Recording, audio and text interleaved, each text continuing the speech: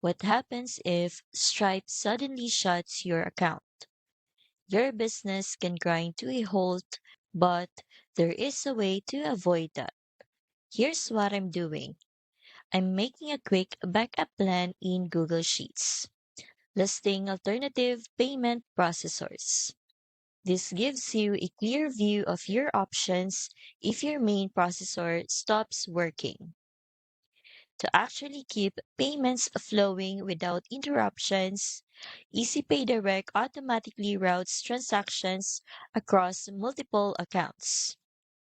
You get features like hosted checkout and recurring billing, so if one account experiences an issue, your others stay active and your cash flow continues uninterrupted.